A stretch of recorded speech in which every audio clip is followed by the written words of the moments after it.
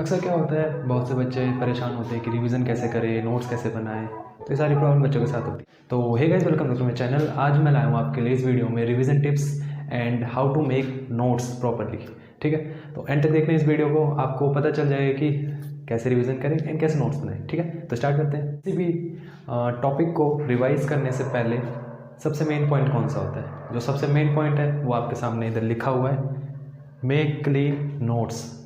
Clean and neat notes बनाओ सबसे पहले, और उस नोट्स को बनाने के क्या क्या स्टेप्स हैं वो भी मैंने इधर लिखे हैं। देन उसके बाद हम फर्दर रिवीजन पे प्रोसीड करेंगे। ठीक है, देखो जो फर्स्ट जो पॉइंट है हमारा, टॉपिक कवर इन डिटेल।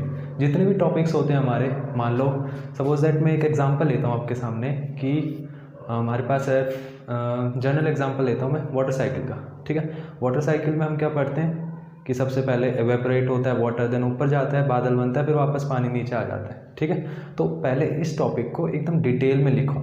जो आपने पढ़ लिया उसको अपनी लैंग्वेज में लिख सकते हो या फिर बुक की हेल्प ले सकते हो, उसकी लैंग्वेज में लिख सकते हो इजीली, एंड फिर उसको डिटेल में लिखो। ठीक है, डिटेल में लिखने से क्या होगा, आपको अगर बाई चांस अब बात रिवाइज की हो रही है तो आपको रिवाइज करना है, तो आप डिटेल में अगर उसको लिखोगे तो आपका बुक पे जाने की आपको जरूरत नहीं पड़ेगी, उधर से हो जाएगा आपका। नोट्स का मतलब ही यही होता है। ठीक है, एंड फिर बाद में स्मॉल नोट्स नोट डालकर इम्पोर्टेंट, ये मैंने हिंदी में लिख दिया।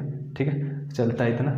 एंड स्मॉल नोट्स, अब उसी टॉपिक को थोड़े स्मॉल में लिखो, मतलब इन ब्रीफ बोल सकते हो, ब्रीफ में लिखो उसको।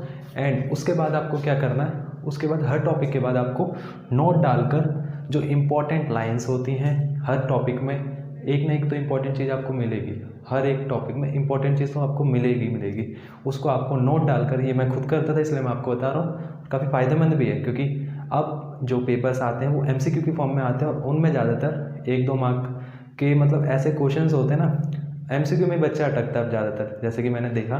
तो उसके लिए आपको सब ये नोट डालकर लिखने वाली चीज़ आपको काफ़ी फ़ायदा करेगी। क्योंकि अगर बाई चांस आप बोर्ड के मतलब पढ़ने एग्ज़ाम देने जा रहे हो और आपने नोट सारे लिख रखे हैं, ये नोट डालकर हर एक नोट्स कॉपी में हर एक टॉपिक के बाद, तो आप उन्हें पढ़ लोगे तो आपके MCQ पक्का समझाओ। ठीक है, आप केमिस्ट्री में ले लो एग्जाम्पल।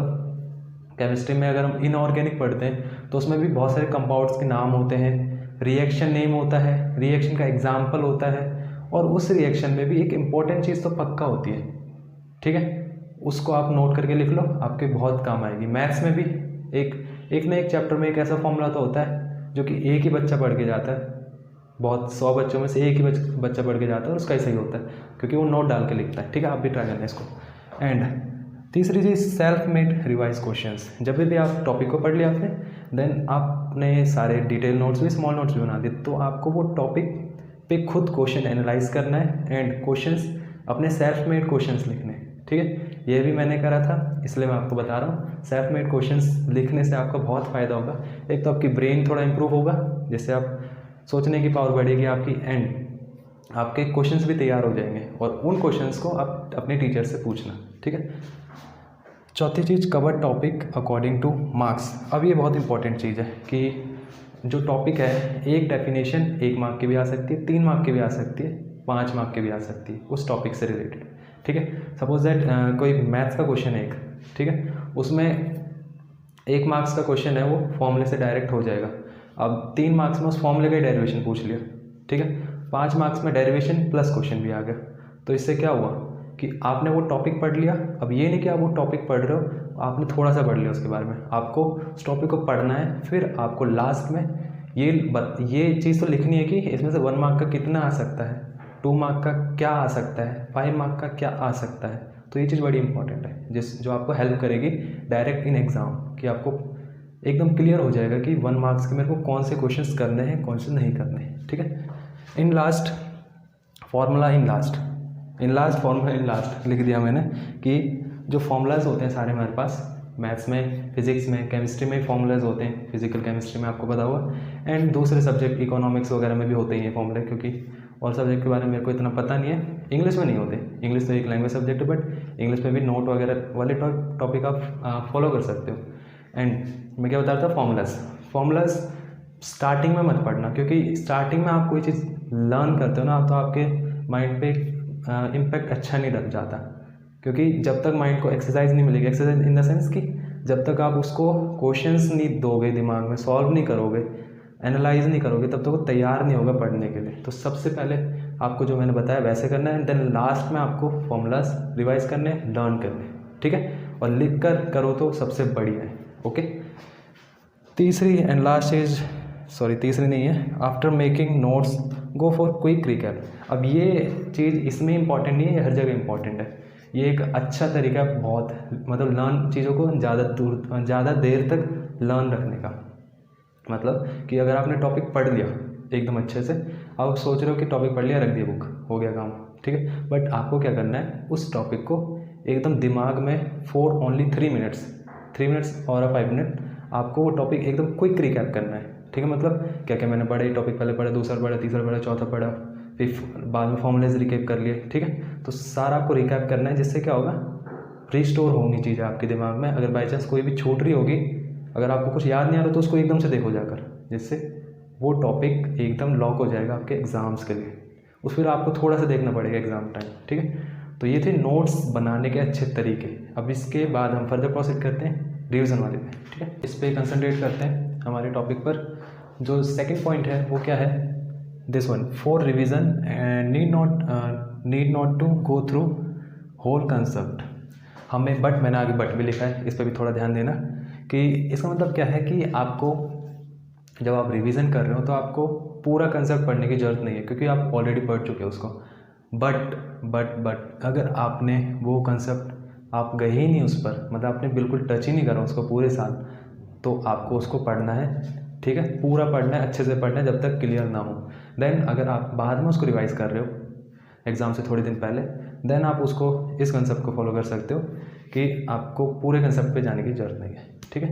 दूसरे पे बढ़ते हैं। दूसरा कि you must have solution of in text and back exercises in copy और फोन। मैंने आपको ये पिछले लास्ट वीडियो में बता रखा है आपको कि आपको जो आपके बैक एक्सरसाइज और इन टेक्स्ट क्वेश्चंस होते हैं, जिनके आपके पास सॉल्यूशंस नहीं होते गिवन, वैसे बुक में सॉल्यूशंस एग्जांपल्स भी होते हैं, उनके तो सॉल्यूशंस होते हैं, उनकी ज़रूरत नहीं है। बट बैक एक्सरसाइज आपने ऑलरेडी प्रैक्टिस कर रखी होगी, इन टेक्स्ट भी ऑलरेडी प्रैक्टिस कर ही रखी होगी। If not then do it first, okay. But अगर कर रखी है आपने, देन उस पर आपको क्या करना है कि आपको उसके सॉल्यूशंस तो रख रखे। अब ये नहीं आप प्रैक्टिस आपने करी एक कॉपी में इधर, एक कॉपी में उधर, वो बहुत बेकार रहता है, फिर आपको बहुत प्रॉब्लम्स होती है इधर उधर से सॉल्यूशन देखने की, क्योंकि रिवीजन का टाइम है, कम टाइम में ज़्यादा करना है, तो सॉल्यूशन तो ऑलरेडी होनी चाहिए। तो आपके पास सॉल्यूशन ऑलरेडी होने चाहिए। अगर आपके पास नहीं है तो मैं आपको उस वीडियो में एक ऐप बताया था, आप अगर आप नहीं गए होंगे उस ऐप पर तो मैं आपको फिर से लिंक दे दूँगा उस ऐप की डिस्क्रिप्शन बॉक्स में, ओके। ज़रूर उस पर जाना और आपको सारे सॉल्यूशन मिलेंगे, बट वो फॉर मैथ्स के लिए है। एंड एक ऐप के ऊपर मैंने एक वीडियो बना रखा है जो कि CBSE 1st to 12th class app है, उसका नाम नहीं लूँगा मैं, उसमें लिंक दे दूँगा मैं आपको। उसमें सारे बुक्स जितने भी स्टेट बोर्ड्स के भी शायद, हाँ स्टेट बोर्ड्स भी उसमें मिल जाएगा आपको, एंड उसमें आपको सॉल्यूशन सब मिल जाएंगे। उस वीडियो पे जरूर जाके देखना, आपको डिटेल में बताऊँगा, ठीक है। एंड जो लास्ट हमारा थर्ड टॉपिक है वो है practice more number of question. ये बहुत इंपॉर्टेंट चीज़ है। जब भी रिवाइज़ करते हैं हम, तो हमने कंसेप्ट ऑलरेडी पढ़ चुके हैं, बस हम थोड़ा रिकैप देखना है रिवाइज़ का, वो हो जाएगा। फिर हमें क्वेश्चन सबसे ज़्यादा करने हैं, क्योंकि क्वेश्चंस बहुत ज़रूरी है करना किसी भी एग्ज़ाम के लिए। जितने ज़्यादा क्वेश्चंस करोगे उतने ज़्यादा तुम प्रिपेयर होगे एग्ज़ाम्स के लिए, ठीक है। लास्ट वन इज़ कि revise every subject daily. It is बहुत कॉमन पॉइंट है, सबसे ज़्यादा कॉमन पॉइंट है कि हर सब्जेक्ट डेली रिवाइज करना है, क्योंकि it's the time for exam आ गए हैं और आपको अच्छे से हर सब्जेक्ट रिवाइज करना है, किसी भी सब्जेक्ट को पीछे नहीं देना। मैंने लास्ट वीडियो में भी आपको बताया था कि टाइम टेबल वाले में कि हर सब्जेक्ट डेली पढ़ना है।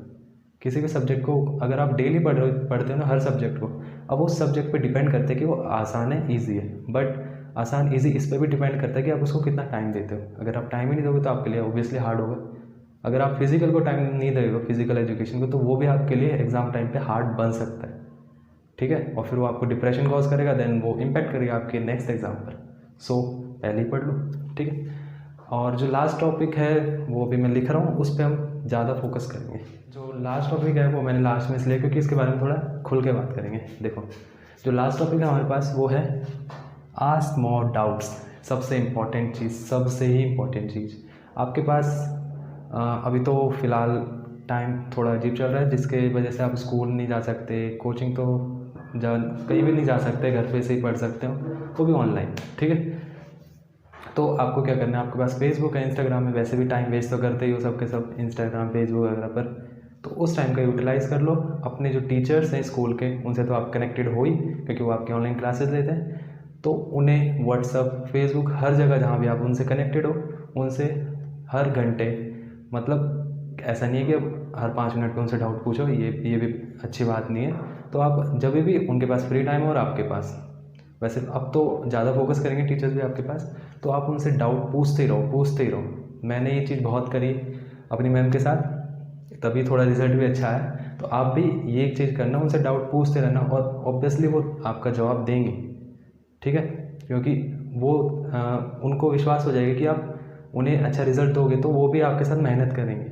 ठीक है, करेंगे। ठीक है, तो मैथमेटिक्स का स्टूडेंट हूँ मैं, और मैंने इसको मैथमेटिक्स वे में भी आपको समझाया है। देखो कैसे, कि मोर डाउट्स अगर आप पूछते हो तो आपके कंसेप्ट क्लियरेशन डायरेक्टली प्रोपोर्शनल है उसके, बढ़ेंगे, और कंसेप्ट क्लियरेशन होंगे तो आपके गुड मार्क्स भी आएंगे, और good marks in the sense 95% above.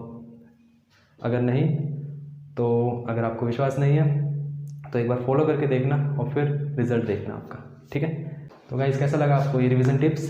अगर अच्छा लगा तो वीडियो को लाइक करना और शेयर जरूर करना अपने दोस्तों के साथ, एंड मिलते हैं ऐसी study related video and tips वाली वीडियो के साथ। Stay tune. एंड एक और चीज़ बता दूँ मैं आपको, इस चैनल पे आपको मैथ्स की वीडियोस भी प्रोवाइडेड है, जिसमें मैंने आपको अच्छे जो भी टॉपिक्स हैं जिनमें बच्चों को ज़्यादा प्रॉब्लम्स होती हैं, वो मैंने सारे कवर्स करे और आगे भी करता रहूँगा। And study related tips and ज़रूरी नहीं मैथ्स की, किसी और सब्जेक्ट भी मैं बनाता रहूँगा। तो आपको इस चैनल पे बहुत कुछ मिलने वाला है, तो स्टे ट्यून रहना हमेशा और सब्सक्राइब कर लेना।